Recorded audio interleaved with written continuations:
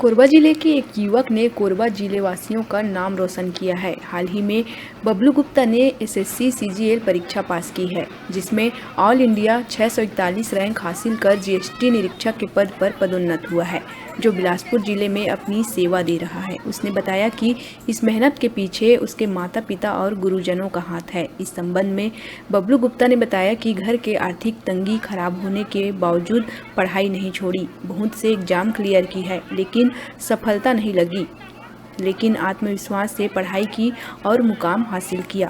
सफलता जो है वो फाइनल डेस्टिनेशन नहीं है। संघर्ष करते रहिए, चाहे आप फेल होते रहिए, लेकिन संघर्ष करते रहिए, एक दिन आप अपने मुकाम पर जरूर पहुंचेंगे।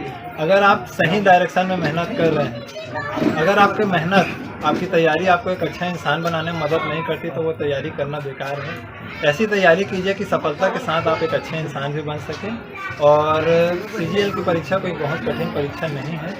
अच्छे से संघर्ष करके अगर तैयारी किया जाए, मेहनत किया जाए, तो दुनिया में कोई सा भी एग्ज़ाम ऐसा नहीं है जो नहीं निकाला जा सकता।